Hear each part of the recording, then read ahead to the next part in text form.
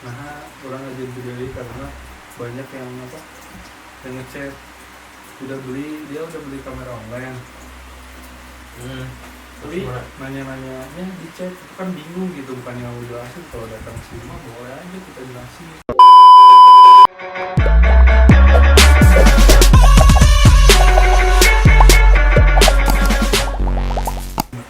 Assalamualaikum warahmatullahi wabarakatuh. Waalaikumsalam.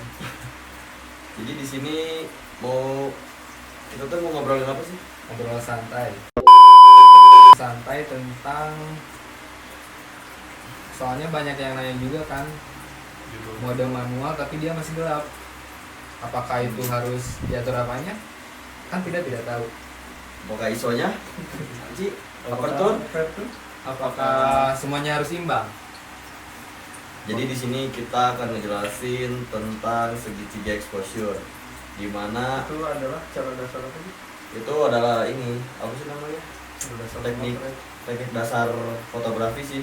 Buat yang baru pemula itu penting banget. Itu ada ISO, ada aperture, sama shutter speed. Gitu sih. Apalagi Cep, pada tamannya Cep? Cina itu tambah. Semakin dia Semakin dia semakin depan. karena banyak yang request, kita akan obrolkan di sini semuanya. Ya nanti juga ditampilin gimana sih cara ngaturnya tuh yang bener gimana. Ntar kita tampilin di kameranya. Ntar ada lagi videonya. Di penjelasannya, ISO, aperture, sama shutter speed itu berpengaruh banget. ISO itu adalah sensitivitas cahaya. Semakin besar ISO-nya, dia akan semakin terang, namun gambar akan noise atau bintik-bintik. Kalau aperture itu adalah bukaan pada lensa.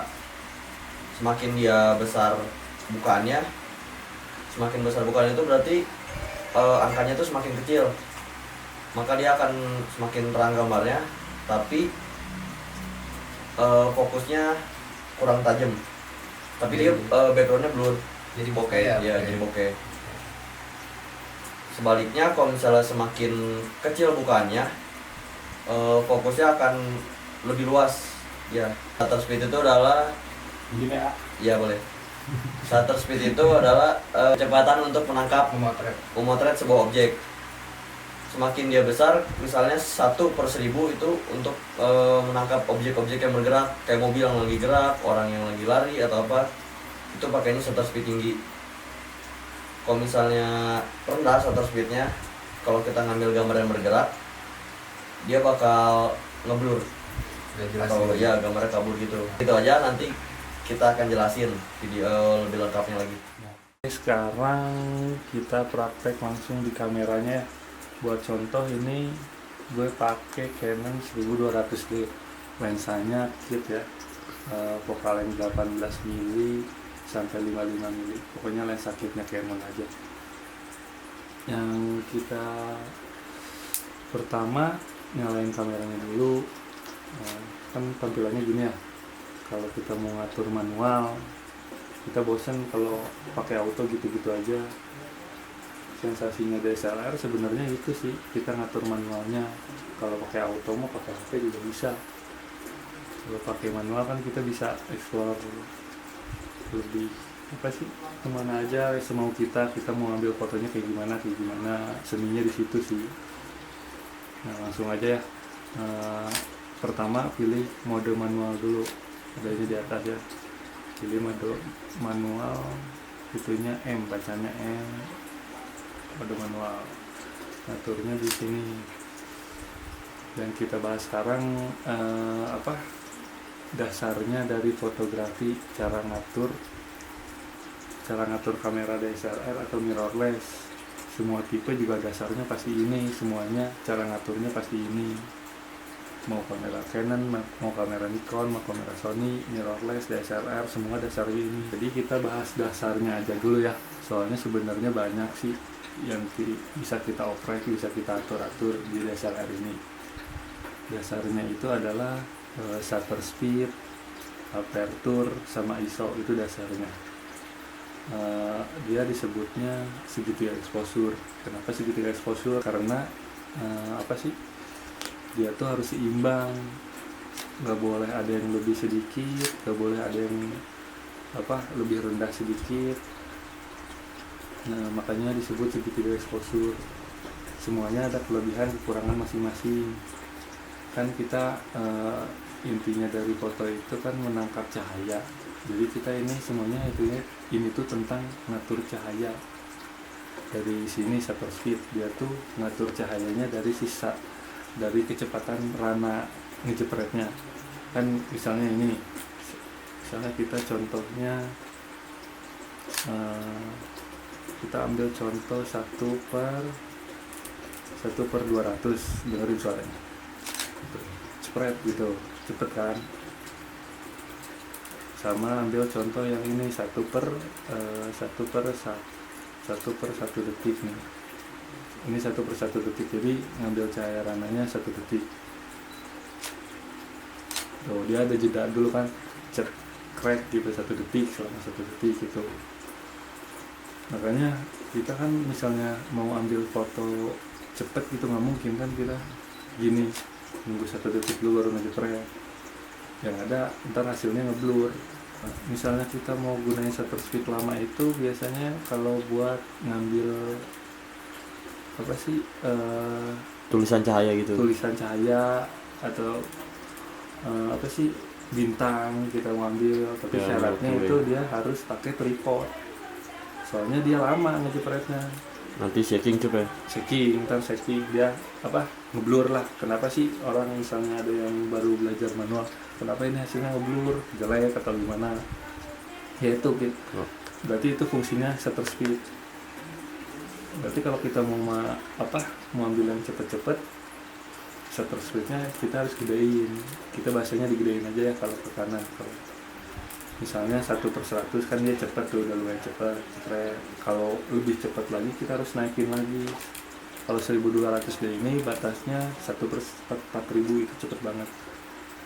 Tapi ada kekurangannya kalau pakai shutter speed gede gini. Kekurangannya ngambil cahaya ngejepretnya cepat, jadi ngambil cahayanya sebentar. Benar nggak sih? benar. Nah, Jadi dia bakal gelap coba ya. bakal gelap. Soalnya ngambil cahayanya sebentar kan, cekrek Iya. gitu doang. Kalau mau terang, kita shutter speednya yang kecil. Soalnya dia ngejepretnya lama. Lama itu kan dia ngambil cahaya dulu, nyedot cahaya.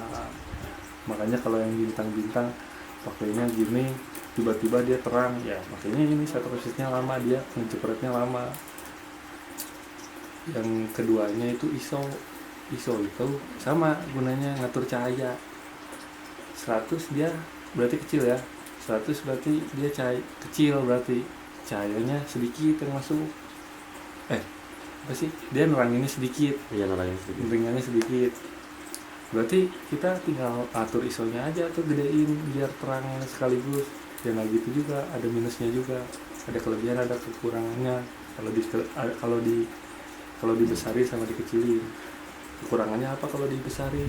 Nanti gambarnya ada noise kalau dibesarin. Misalnya kita pakai 6400. Ini kan jadi teorinya kan kalau yang tadi dijelasin, misalnya 100 kan dia gelap, kalau gede Semakin berarti tinggi semakin terang. semakin tinggi semakin terang.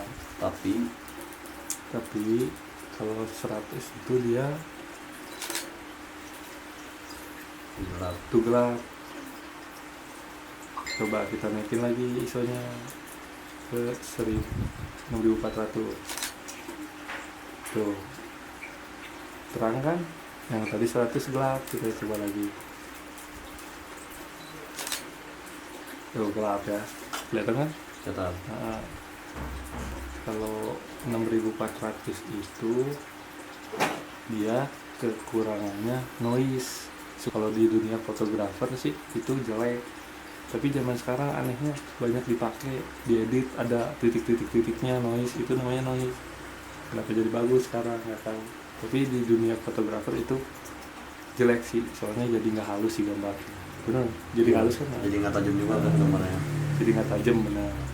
Wah, Jadi solusinya apa nih? Kenapa nggak kita pakai apa sih, noise gede aja? Noise gede aja nggak apa-apa lah. Ya nggak bisa lah untuk dunia fotografi, kalau noise gede itu jelek hasilnya.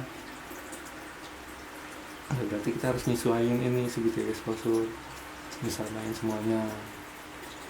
Kalau kita mau ambil ISO gelap nih, lagi gelap misalnya, ISO-nya ya udah naikin tapi jangan gede banget, misalnya 400. Terus kita mainin ininya lagi, shutter speed-nya lagi kita turunin, jadi si rananya lebih cepat lagi.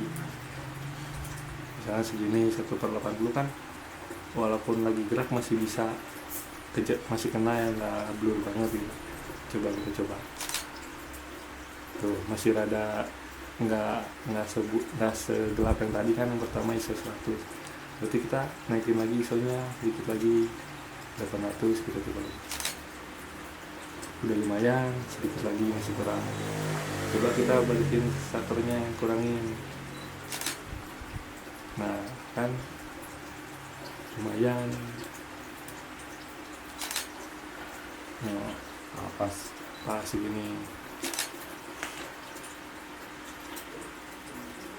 Yang terakhir kita bahas sekarang aperture tuh ini yang ditandai sama F, bacanya aperture. Biasanya itu aperture lebih gede kecilnya tergantung lensanya juga.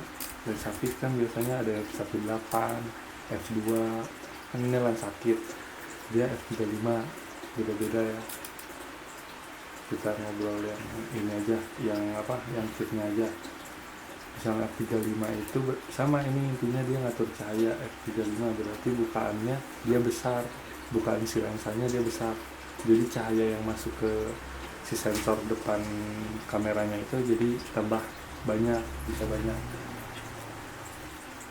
Keuntungannya kalau kita pakai F35 ini sebutannya besar ya, soalnya dia ngebukanya besar. Kalau F ini sebutannya F kecil ya, soalnya dia ngebukanya kecil, jadi dia cahaya yang masuknya sedikit.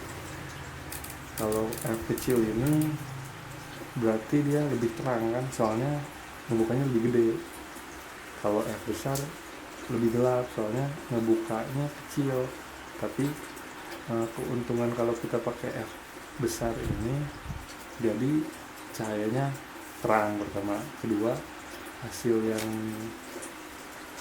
yang kita foto itu jadi ngeblur biasanya,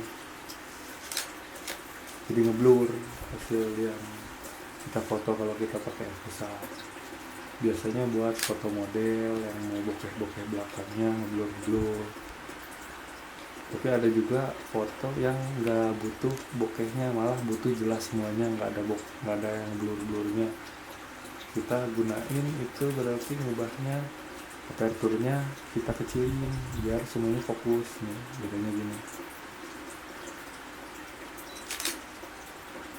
Tapi dia minusnya jadi gelap, soalnya dia ngebuka si rananya tuh kecil kan. Kita harus mainin lagi ISO sama shutter speed lagi. Kita mainin segitiga exposure-nya lagi, karena kan kita tadi udah pakai aperture besar ya. Keuntungannya pertama dia terang, terus kedua dia belakangnya blur gitu. Kalau kita mau foto landscape, otomatis kita landscape tuh kayak pemandangan kan, semuanya harus fokus, semuanya jelas, semuanya nggak harus ada bokeh-bokehnya. Kita gunain kasih contoh nggak hasilnya? Kasih contoh dong. Kasih contoh nih kayak gini, aperture besar tuh contohnya kayak gini, misalnya di luar ruangan. Nah, di sini hasilnya berarti naikin lagi aja. Jadi kita naikin ISO-nya, misalnya kita mau foto di sini tuh. Misalnya kita pakai 1600 deh, jangan tinggi-tinggi lagi. Aperturnya shutter speed-nya kita turunin lagi, jadi lebih lama dia ngejetreknya. Misalnya kita pakai 0,5 detik. Kalau 0,5 detik sebenarnya kalau kita pakai pegang tangan sih udah nggak aman sebenarnya, pasti nyesek tangan gitu. Amannya 160 lah. Amannya 130 masih aman sebenarnya, si orang mah. Beda-beda kan tangan, ada yang gemeter-gemeter, ada yang standby, tangannya ada ala-ala stabilizer. Misalnya dalam ruangan kan ini juga pakai tripod, masih coba kita coba. Keterangan over. berarti over 1/20 cukup ya.